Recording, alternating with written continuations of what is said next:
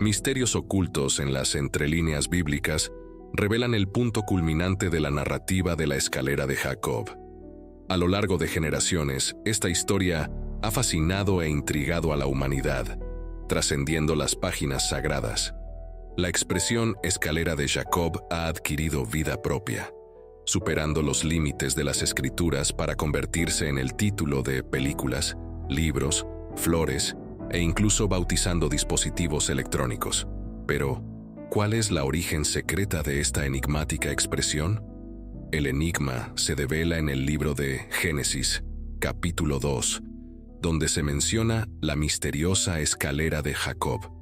En este relato, Jacob, destinado a ser el patriarca de Israel, se encuentra en una fuga desesperada de su hermano gemelo Esaú. En Génesis 25, se revela que Jacob hábilmente engañó a Esaú, haciendo que intercambiara su derecho de primogenitura, una herencia de valor inestimable, por un plato de sopa, un precio aparentemente bajo para una recompensa tan grandiosa. Sin embargo, las artimañas de Jacob no se detienen ahí.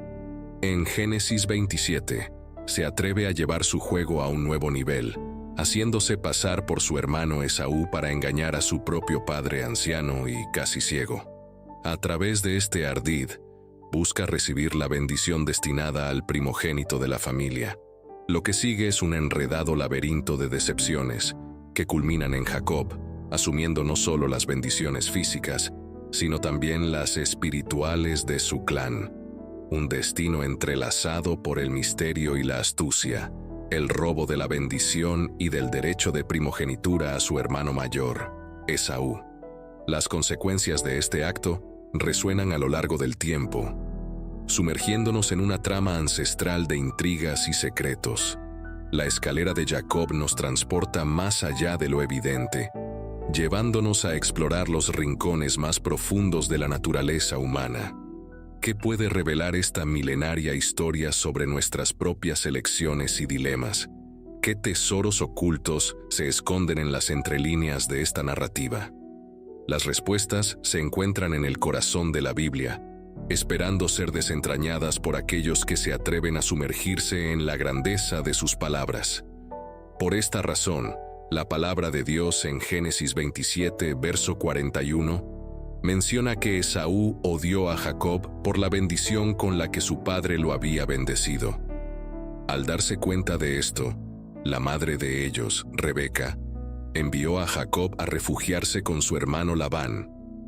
Jacob esperaba encontrar una esposa y establecer una nueva vida allí, lejos de la furia de su hermano. Con el permiso de su padre, Génesis 28, versículo 5, Isaac envió a Jacob lejos, a Padán Aram, a la tierra de Betuel, el arameo, hermano de Rebeca, madre de Jacob y Esaú. Jacob decidió acampar solo bajo las estrellas, huyendo con nada más que una piedra como almohada. En ese momento, el corazón de Jacob probablemente estaba lleno de arrepentimiento por el pasado, soledad en el presente e incertidumbre sobre el futuro. Pero luego, la historia toma un giro grandioso. En Génesis 28, versículos 11 y 22. Leemos que Jacob llegó a un lugar donde pasó la noche porque el sol ya se había puesto. Tomó una de las piedras de ese lugar, la puso como almohada y se acostó allí. Y soñó. He aquí, una escalera estaba apoyada en la tierra, y su extremo superior tocaba los cielos. Y he aquí, los ángeles de Dios subían y bajaban por ella. Y he aquí, el Señor estaba en la cima y dijo: Yo soy el Señor, el Dios de Abraham, tu padre, y el Dios de Isaac. La tierra en la que estás acostado te la daré a ti y a tu descendencia. Y tu descendencia será como el polvo de la tierra, y se extenderá hacia el oeste, hacia el este, hacia el norte y hacia el sur. Y en ti y en tu descendencia serán bendecidas todas las familias de la tierra. Estoy contigo, y te guardaré donde quiera que vayas, y te haré volver a esta tierra, porque no te dejaré hasta que haya cumplido lo que te he hablado. Jacob se despertó de su sueño y dijo: Sin duda, el Señor está en este lugar, y yo no lo sabía. Sintió miedo y dijo: qué temible y maravilloso es este lugar. No es otro que la casa de Dios. Este es el portal de los cielos. Entonces Jacob se levantó temprano, tomó la piedra que había puesto debajo de su cabeza y la erigió como una columna, un monumento al sueño que había tenido. Derramó aceite sobre la parte superior de ella para consagrarla y llamó a ese lugar Betel, la casa de Dios. El nombre anterior de esa ciudad era Luz. Jacob hizo un voto diciendo: «Si Dios está conmigo, me guarda en este viaje que estoy haciendo, me da comida para comer y ropa para vestir, y si regreso sano y salvo a la casa de mi padre, entonces el Señor será mi Dios. Esta piedra que he erigido como columna será la casa de Dios, un lugar sagrado para mí, y de todo lo que me des, te daré el diezmo como ofrenda, para expresar mi gratitud y dependencia de ti». Este es el primer encuentro sobrenatural de Jacob con Dios, similar al de Abraham en Génesis 15. También es importante señalar que Jacob tiene casi la misma edad que Abraham, cuando Dios le dijo que dejara su casa y viajara a una nueva tierra. Una escalera erigida en el suelo se describe más precisamente como una rampa o una estructura similar a una escalera construida contra la muralla de una ciudad. Jacob no solo recibió una visión de Dios, sino también un mensaje. La palabra para Jacob confirmó la promesa hecha a Abraham e Isaac. Sus descendientes serán como el polvo de la tierra, y todas las personas de la tierra serán bendecidas a través de él. Esta es la primera vez que Jacob escucha la promesa de Dios. Aunque no era información nueva, se volvió real para él cuando se dio cuenta de que era la promesa de Dios. Cuando Jacob se despertó de su sueño, sabía exactamente lo que había sucedido. Concluyó: «Ciertamente el Señor está en este lugar, y yo no lo sabía». El lugar no había cambiado. Seguía siendo el desierto con solo una piedra como almohada, pero Dios se manifestó en ese lugar. Apareció ante Jacob en su quebrantamiento y cansancio, porque necesitaba que Jacob llegara al final de sí mismo antes de depender de Dios. Sabemos que Jacob tuvo un nuevo encuentro con Dios porque tenía miedo, no de Esaú, sino del único y verdadero Dios. El temor más grande había expulsado un temor menor, porque el poder de Dios triunfó sobre el poder de Esaú. Jacob había dormido en un lugar específico, pero después de ver a Dios, se despertó y dio al lugar el nombre sagrado de Betel. Lo que antes era un lugar oscuro se transformó en un espacio sagrado. Nada había cambiado en la situación de Jacob. Todo lo que cambió fue la nueva visión de Dios por parte de Jacob, y eso cambió todo. La ciudad anteriormente llamada Luz fue transformada en Betel, que significa casa de Dios. Jacob derramó aceite sobre la piedra áspera que le sirvió de almohada, convirtiéndola en la piedra fundamental de un altar centrado en Dios. Santificó ese lugar oscuro reconociendo invisiblemente lo sobrenatural en el mundo natural hostil. Aunque Jacob había logrado un gran golpe al reclamar la línea de herencia familiar para sí mismo, Dios quería que entendiera que, aunque era el heredero elegido de Dios para cumplir las promesas a Abraham, multiplicando sus descendientes en una gran nación que Dios llamaría suya, Dios estaba en control, no Jacob. El plan se llevaría a cabo a la manera de Dios, no de Jacob. Tomaría tiempo antes de que Jacob entendiera completamente esta verdad.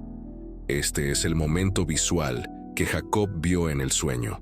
Pero ¿qué significa esto en su encuentro con Natanael y el Señor Jesús? Hace una aparente referencia a este incidente. Natanael había conocido a Felipe después de experimentar una alegría renovada. Felipe estaba ansioso por compartir esto con alguien, así que decidió hablar con Natanael.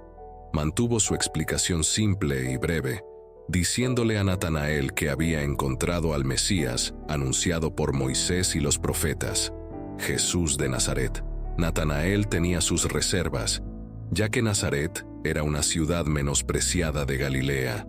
Le parecía imposible que el Mesías viviera en un vecindario tan pobre, y su mente estaba ocupada con esa pregunta: así que decidió expresarla. Felipe no planteó ninguna argumentación. Sintió que la mejor manera de abordar las objeciones era presentar directamente a las personas al Señor Jesús. Juan 1:47 relata que Jesús vio a Natanael acercarse y le dijo: «He aquí un verdadero israelita, en quien no hay falsedad ni engaño». Este versículo muestra que Jesús sabía todas las cosas, incluso sin haber conocido a Natanael antes. Sabía quién era. Natanael quedó sorprendido de que un completo desconocido le hablara como si lo conociera. Pero Jesús oyó, aunque estuviera tan oculto. En Juan 1:49, Natanael respondió: «Rabí y maestro, tú eres el Hijo de Dios, tú eres el Rey de Israel». Jesús respondió: «¿Por qué te dije, te vi debajo de la higuera, crees? Verás cosas mayores que estas. En verdad te digo, que verás el cielo abierto y los ángeles de Dios subiendo y bajando sobre el Hijo del Hombre». Juan 1:50-51. Cada vez que Jesús introducía una declaración con las palabras en verdad, estaba a punto de decir algo muy importante. Aquí, dio a Natanael una visión del tiempo futuro, cuando regresaría para reinar sobre toda la tierra. En ese día, el mundo sabrá que el hijo del carpintero que vivió y fue menospreciado en Nazaret es verdaderamente el Hijo de Dios y el Rey de Israel. El cielo se abrirá. El favor de Dios reposará sobre el rey mientras reina con Jerusalén como su capital. Natanael probablemente estaba reflexionando sobre la historia de la escalera de Jacob, con sus ángeles subiendo y bajando. Esa escalera es una imagen del mismo Señor Jesucristo, el único acceso al cielo, donde los ángeles de Dios subirán y bajarán. Acerca del Hijo del Hombre, Jesús le dijo a Natanael que había visto solo pequeñas demostraciones de su mesianismo. En el futuro reinado de Cristo, Natanael verá al Señor Jesús revelarse plenamente como el Hijo ungido de Dios. La escalera ilustra la relación entre Dios y el hombre, mostrando que el Dios que creó el universo desea una conexión cercana con su creación, especialmente con la humanidad. Él es aquel que inicia esta conexión, discusión y amistad, así como la escalera de Jacob ilustró la conexión entre Dios y el hombre. Jesucristo es la conexión espiritual, el mediador y la escalera, para llenar la brecha creada por el pecado entre Dios y los hombres. Por eso es el mediador de la nueva alianza, para la redención de las transgresiones que había bajo la primera alianza, los que son llamados a recibir la promesa de la herencia eterna. Hebreos 9:9-15. Jesucristo iniciaría una nueva alianza espiritual disponible para todos, intercambiando nuestros pecados por su justicia y permitiéndonos conocer a Dios y disfrutar de la relación íntima que Él pretendía desde el principio. Jesús era, de hecho, el Hijo de Dios, como incluso lo declaró un soldado romano en la cruz. Como cristianos, vemos el sueño de Jacob como altamente simbólico, representando al mediador Jesucristo, que vino a la tierra y se convirtió en esa escalera para que pudiéramos reconectar la relación con Dios que se rompió debido al pecado. Romanos 5:1-2. Una vez justificados, declarados inocentes ante Dios, libres del pecado por la fe, entendemos que tenemos paz con Dios y la alegría de la reconciliación con Él a través de nuestro Señor Jesucristo, el Mesías ungido. Por medio de Él, también tenemos acceso, por la fe, a este estado notable de gracia en el cual permanecemos firmes, seguros y protegidos, regocijándonos en nuestra esperanza y en la confiante certeza de experimentar y disfrutar de la gloria de nuestro gran Dios. La manifestación de su excelencia se realiza de acuerdo con la palabra de Dios. Jesús fue nuestro ideal, la escalera de Jacob que vino a la tierra de la línea de Jacob y, mediante las providencias de Dios, nos rescató para que pudiéramos vivir en el cielo por toda la eternidad. La reacción de Jacob a esta visión sugiere que él podría haberse convertido en un verdadero creyente en esa ocasión. El sueño de Jacob enfatiza la gracia iniciadora de Dios, no porque él fuera justo, sino debido al llamado de Dios y a la fidelidad de Abraham. Jacob fue la tercera generación en recibir las promesas del pacto abrahámico. Como Jacob probablemente nunca había escuchado la voz de Dios antes, el Señor se identificó a través de Abraham e Isaac. La escalera, en realidad más parecida a una escalera mecánica, según los hebreos, sugiere que estaba en movimiento, con una escalera subiendo y otra bajando, y ángeles. Cuando Jacob se despertó, le prometió a Dios el diezmo de todo lo que creó. Al observar a los personajes de Génesis, podemos ver paralelos con Jesús. Volvamos al momento en que a Abraham se le instruyó que ofreciera a Isaac como sacrificio. Fue dirigido a una montaña específica conocida como Moriah. Años después, esa misma montaña se conoció como el Gólgota, el lugar donde Dios sacrificó a su único hijo. Adán y Eva, en medio del castigo, recibieron una promesa en Génesis 3. Dios dijo a la serpiente que la simiente o descendencia de la mujer aplastaría la cabeza de la serpiente, así como la serpiente heriría el talón de la descendencia. Un talón herido no es fatal, pero una cabeza aplastada sí lo es. Esta es la primera promesa de que algún día Dios vencería a Satanás de manera fatal. Ahora sabemos quién ató al hombre fuerte y destruyó su victoria final vendría a través de Cristo, la simiente de la mujer. En la Biblia, Dios a menudo se comunicaba con las personas a través de sueños, proporcionando información importante y guiándolas en las acciones que había planeado para ellas. Hoy en día, Dios nos habla a través de su palabra escrita, la Biblia, que contiene muchas historias como la de Jacob y principios específicos y claros por los cuales desea que vivamos. Dios también nos habla a través del Espíritu Santo cuando oramos, escuchamos sermones y salmos, interactuamos con otros creyentes y pasamos tiempo a solas con Él. La clave es practicar la palabra y no solo oírla. La historia de Jacob demuestra que incluso cuando decepcionamos o no mostramos completa lealtad, Dios no nos abandona. Él espera que entreguemos completamente nuestros corazones a Él. Buscas prosperidad y plenitud en todas las áreas de tu vida. Aprender cómo la fe y la sabiduría bíblica pueden transformarte. A história fascinante de Jacob nos leva por uma jornada intrigante, onde a conexão entre Deus e o homem se desdobra de maneiras surpreendentes. No decorrer de seus desafios e triunfos, Jacó não apenas enfrentou suas próprias lutas, mas também refletiu a esperança de uma redenção que viria através do Messias prometido.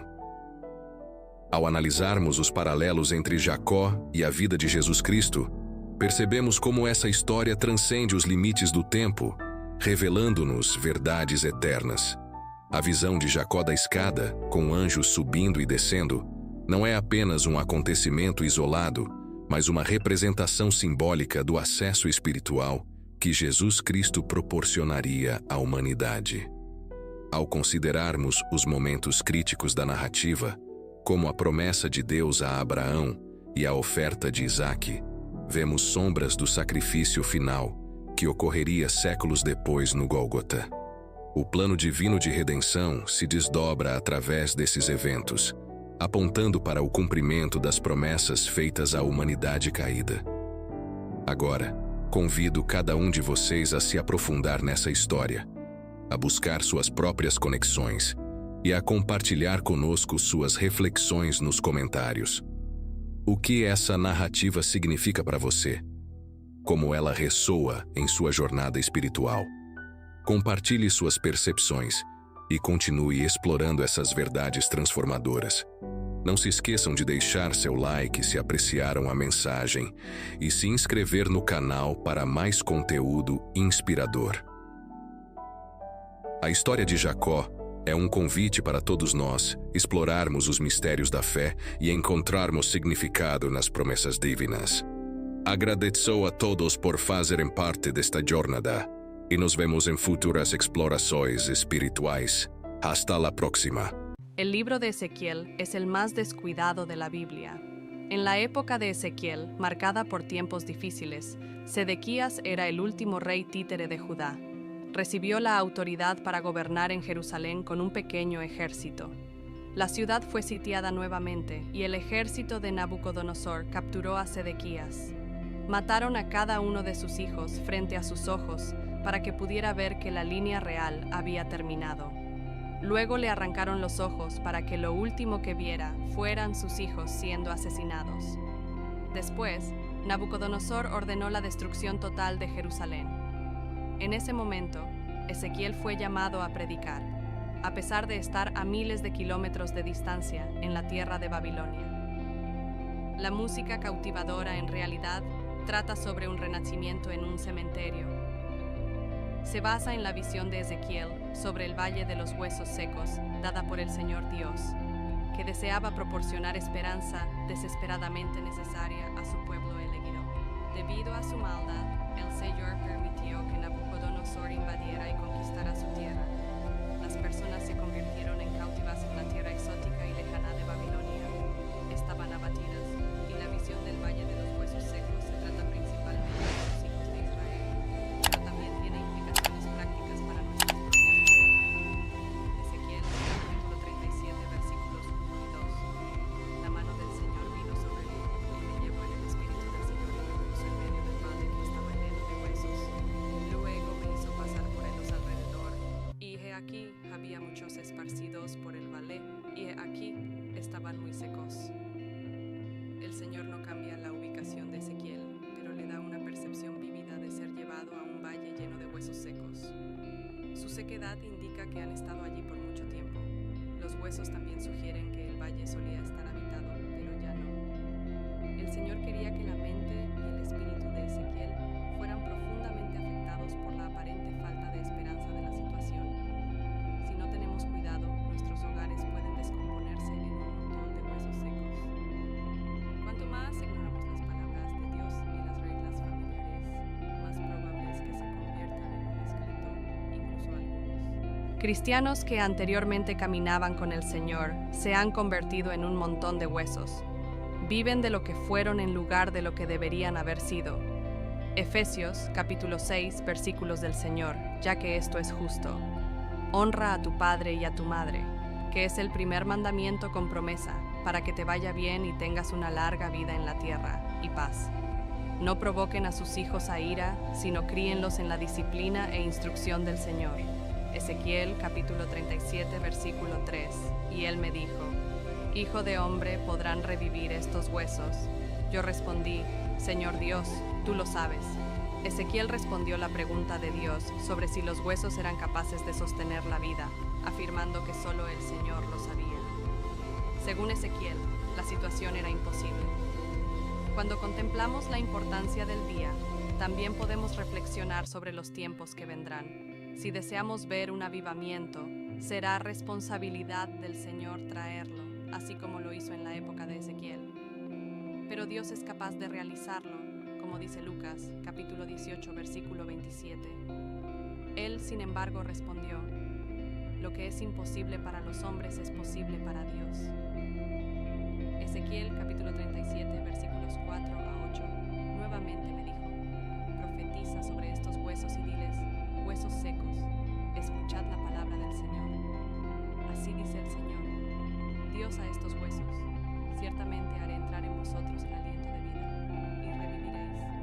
Pondré tendones sobre vosotros, haré crecer carne sobre vosotros, os cubriré de piel, y pondré aliento en vosotros, y viviréis. Entonces sabréis que yo soy el Señor. Así que profeticé como Señor ordenó, y mientras profetizaba, hubo un ruido y repentinamente un sonido de huesos uniéndose hueso a hueso. Mientras observaba, los tendones y la carne crecían sobre ellos, y la piel los cubría, pero no había aliento. Posteriormente, Ezequiel recibió instrucciones del Señor para predicar a los huesos que ya habían muerto. Dios le mostraba a Ezequiel una verdad crucial que todos debemos comprender, que la proclamación de la palabra de Dios lleva consigo el poder de vida que se encuentra en la Biblia. Ofrece vida y fe a aquellos que la reciben. Ezequiel presenció un evento milagroso. Los huesos comenzaron a fusionarse unos con otros baba, músculos y carne comenzaron a crecer sobre los esqueletos. Pronto, sus cuerpos estaban cubiertos de piel, aunque no eran más que un grupo de cuerpos muertos moviéndose de manera ordenada. Hebreos capítulo 4, versículo 12. Porque la palabra de Dios es viva y eficaz, y más cortante que cualquier espada de dos filos. Penetra hasta la división del alma y del espíritu, de las coyunturas y los tuétanos, y discierne los pensamientos y las intenciones del corazón.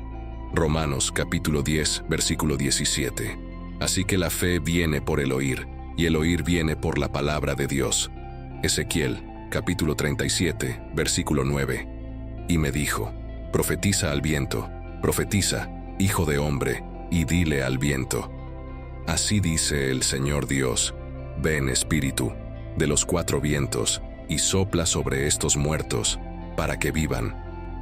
Algunas personas sostienen que la obra de Dios se realiza a través de la organización, algo que no debe subestimarse, ya que incluso nuestros cuerpos están organizados. Una iglesia puede tener sus asuntos en orden, pero si no tiene aliento, la iglesia no es más que un cuerpo sin vida. Ezequiel recibió instrucciones de Dios para predicar al aliento, a los vientos, al espíritu. Ezequiel estaba descubriendo que todo lo que las personas realizan es en vano a menos que el Espíritu Santo esté presente. La presencia del soplo divino de vida es necesaria en nuestra existencia de la misma manera que lo fue para Adán. Una persona nace del Espíritu cuando nace de nuevo, y Dios debe infundir vida espiritual en nuestros corazones. Ezequiel fue testigo de una poderosa demostración de vitalidad cuando el ejército se levantó. Génesis capítulo 2, versículo 7. Entonces el Señor Dios formó al hombre del polvo de la tierra y sopló en sus narices aliento de vida, y el hombre se convirtió en un ser viviente. Juan capítulo 3, versículos 5 a 8. Respondió Jesús: en verdad te digo que el que no nace de agua y del Espíritu no puede entrar en el reino de Dios. Lo que es nacido de la carne, carne es, y lo que es nacido del Espíritu, Espíritu es. No te maravilles de que te dije: es necesario que vosotros nazcáis de nuevo. El viento sopla donde quiere, y oyes su sonido, pero no sabes de dónde viene ni a dónde va. Así es todo aquel que es nacido del Espíritu. Ezequiel capítulo 37, versículo 10. Así que profeticé como se me ordenó, y el aliento entró en ellos, y vivieron y se pusieron en pie, un ejército grande en extremo. Ezequiel capítulo 37, versículos 11 a 13. Y me dijo: hijo de hombre, estos huesos son toda la casa de Israel. He aquí, dicen, nuestros huesos se han secado y pereció nuestra esperanza. Estamos enteramente cortados. Por tanto, profetiza y diles: así dice el Señor Dios: he aquí, abriré vuestros sepulcros y os haré salir de vuestros sepulcros, pueblo mío, y os traeré a la tierra de Israel. Sepulcros, y os haré subir de vuestros sepulcros. Oh pueblo mío, veréis que yo soy el Señor cuando abra vuestras sepulturas y os haga salir de vuestros sepulcros. La visión se volvió clara para el pueblo de Dios, y Dios iluminó su significado edificante. Los israelitas habían perdido toda esperanza, pero Dios les había prometido un avivamiento nacional. A pesar de estar acorralados y dispersos por la región, los humanos consideraban la situación desesperada, pero subestimaron el poder de Dios. Israel no solo sería revivido, sino que también sería restaurado a su antigua gloria. Dios prometió llevarlos de vuelta a su tierra natal. Ezequiel capítulo 37, versículo 14. Pero pondré mi espíritu en vosotros, y viviréis, y os estableceré en vuestra propia tierra. Entonces sabréis que yo, el Señor, he hablado y cumplido, declara el Señor Dios. Dios concluyó la visión para Ezequiel, pues él fue fiel y obediente. Entonces Dios le reveló el significado de cómo resucitaría los huesos desconectados de Israel, que habían perdido toda vitalidad. La palabra y el Espíritu serían los medios por los cuales lograría este objetivo. Ezequiel fue instruido a profetizar sobre esos huesos, diciéndoles huesos secos, que representan la palabra del Señor. Cuando Ezequiel obedeció, Dios permitió que los huesos se unieran nuevamente, mientras tendones, carne y piel les devolvían su forma original. Sin embargo, la palabra debía ser seguida por la concesión del Espíritu, para que estos cuerpos recibieran aliento y volvieran a la vida. Esto es un ejemplo clásico de avivamiento, la revitalización espiritual del pueblo de Dios. En los tiempos modernos, esto ocurre a través de la palabra y el Espíritu. Cuando alguno de estos elementos está ausente, el pueblo de Dios no puede experimentar de manera significativa la presencia de Dios entre ellos. 1 Corintios, capítulo 3, versículos 17 y 18. Ahora bien, el Señor es el Espíritu, y donde está el Espíritu del Señor, allí hay libertad. Pero todos nosotros, con el rostro descubierto, contemplando como en un espejo la gloria del Señor, somos transformados de gloria en la misma imagen, como por el Espíritu del Señor. De acuerdo con la palabra de Dios, nuestras transgresiones y pecados nos dejaron tan sin vida como un montón de huesos secos. Por otro lado, Dios nos transmitió un mensaje de esperanza cuando reconocemos a Jesucristo como nuestro Señor y Salvador. Él nos vivificó, nos trajo de vuelta a la vida. Es hora de compartir esta palabra de esperanza con aquellos que, debido a sus pecados y transgresiones, aún están espiritualmente muertos. Al esparcir la palabra y recordar que dependemos del Espíritu Santo para fuerza y dirección, quizás podamos ser testigos de un avivamiento en medio de la sepultura. Efesios capítulo 2, versículo 1. Y a vosotros, estando muertos en pecados y en la incircuncisión de vuestra carne, os dio vida juntamente con él. Romanos capítulo 5, versículo 8. Pero Dios muestra su amor para con nosotros, en que siendo aún pecadores, Cristo murió por nosotros. En ese momento crucial, cuando la palabra del Señor resonaba a través de los huesos secos y el viento soplaba sobre ellos, la tierra vibraba con una energía divina. Los huesos, antes dispersos y sin vida, se unieron milagrosamente, mientras tendones, carne y piel cubrían cada esqueleto. Sin embargo, a pesar de esta espectacular transformación física, la vitalidad real aún estaba por llegar. Ezequiel, inspirado por la palabra del Señor, recibió la siguiente instrucción: profetizar al viento, al espíritu. De alguna manera, este acto simbolizaba el componente esencial que faltaba para completar el milagro. Mientras Ezequiel obedecía, la expectación se palpaba en el aire. Los huesos ahora formaban cuerpos, pero todavía no había vida. Y entonces, en un momento que parecía detenerse en la eternidad, el aliento de vida, el soplo divino, descendió sobre esos cuerpos recién formados. Fue como un susurro suave, pero resonó con un poder sobrenatural. Los cuerpos, antes inertes, se estremecieron con nueva vida. Los ojos que habían estado apagados ahora brillaban con asombro y conciencia. Se levantó un ejército, no solo de huesos y carne, sino de seres vivos, restaurados por la palabra y el Espíritu. La tierra de Israel, una vez desolada y desesperanzada, ahora estaba llena de vida y promesa. Dios había cumplido su promesa de avivamiento y restauración. En la revelación final, Dios le habló a Ezequiel: Hijo de hombre, estos huesos son toda la casa de Israel. Dicen: nuestros huesos se han secado, y pereció nuestra esperanza. Estamos enteramente cortados. Por tanto, profetiza y diles: así dice el Señor Dios: He aquí, abriré vuestros sepulcros y os haré salir de vuestros sepulcros, pueblo mío. La esperanza resurgió como un río poderoso en el corazón de los israelitas. Sus vidas, antes marcadas por la desesperación, ahora se transformaban en un testimonio vivo del poder redentor de Dios. La tierra, una vez estéril, florecía con la promesa de un futuro restaurado. Esta historia no solo es un relato antiguo, sino también una poderosa metáfora de la vida espiritual. En nuestros propios momentos de sequedad y desesperación, La palabra de Dios y la acción del Espíritu Santo pueden revivirnos y restaurarnos. Así como Israel fue devuelto a la vida, también nosotros podemos experimentar un avivamiento que transforma nuestras vidas y nos lleva a una nueva tierra de promesa. La historia de Ezequiel y los huesos secos nos recuerda que, incluso en medio de la aparente desolación, la esperanza siempre puede renacer. La noticia del avivamiento en Israel se propagó como fuego en un bosque seco.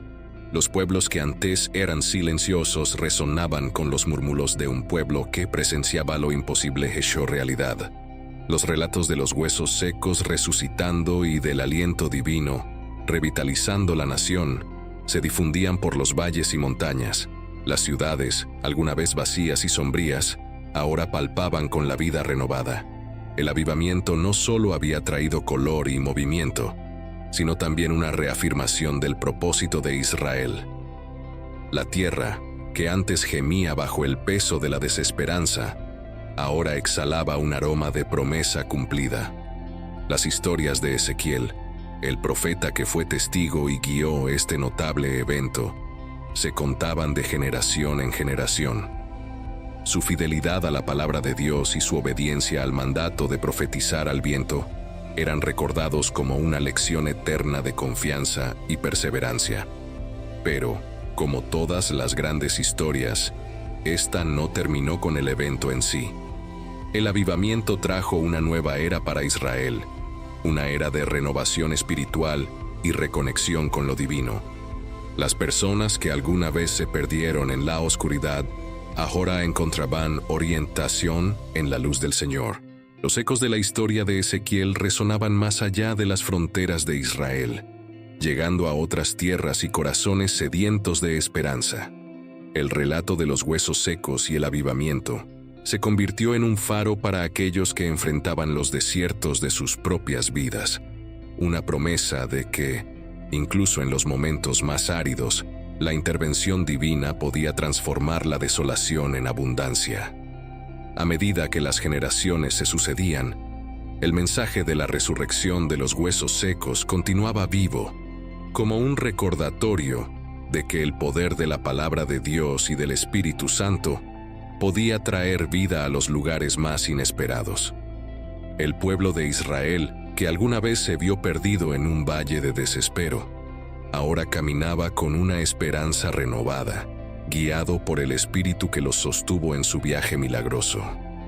Y así, la historia de Ezequiel y los huesos secos permaneció como una epopeya espiritual, un relato que trascendió los siglos, llevando el mensaje eterno de que, en las manos de Dios, la muerte puede transformarse en vida y la desolación en un jardín de promesas cumplidas. A medida que el avivamiento se extendía por las tierras de Israel, la transformación espiritual no se limitaba solo a las ciudades y pueblos, sino que también tocaba los corazones individuales. Aquellos que fueron testigos del milagro se convertían en mensajeros vivientes, llevando consigo la llama del avivamiento a lugares distantes. Ezequiel, el fiel profeta, se encontraba ahora en el epicentro de este renacimiento espiritual. Sus palabras resonaban en el aire, guiando a las personas hacia una comprensión más profunda de la conexión entre la palabra de Dios y el poder transformador del Espíritu Santo. Cada paso que daban en la nueva tierra prometida estaba marcado por la gratitud y la conciencia de la gracia divina. A medida que las noticias del avivamiento llegaban a oídos lejanos, también lo hacía la esperanza. Oídos sedientos ansiaban escuchar sobre el Dios que podía hacer que lo muerto cobrara vida, que podía restaurar lo que parecía perdido para siempre. Los corazones que yacían en la sequedad de la desesperación se estremecían ante la posibilidad de un renacimiento personal. En otras tierras, donde la oscuridad parecía más densa, aquellos que habían oído hablar del avivamiento anhelaban la llegada de la palabra y el Espíritu que podían revivir incluso los lugares más yermos del alma. En medio de sus propios valles de huesos secos, Sus corazones clamaban por la misma intervención divina que había transformado Israel. La historia de Ezequiel y los huesos secos se convirtió en un faro de esperanza universal.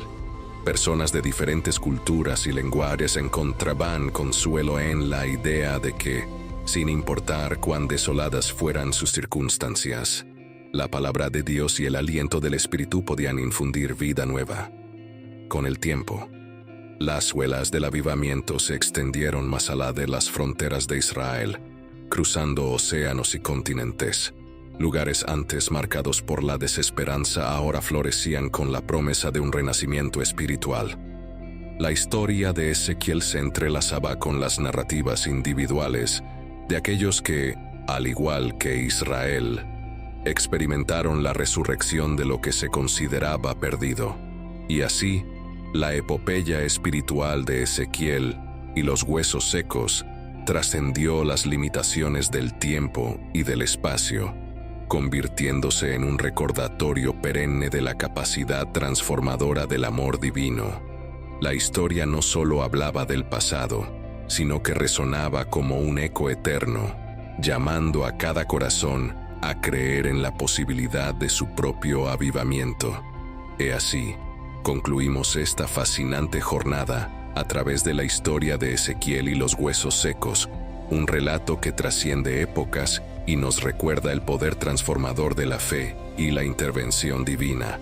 La resurrección de la desesperanza a la esperanza, de la sequedad a la vida, es un recordatorio de que, en manos de Dios, lo imposible se vuelve posible.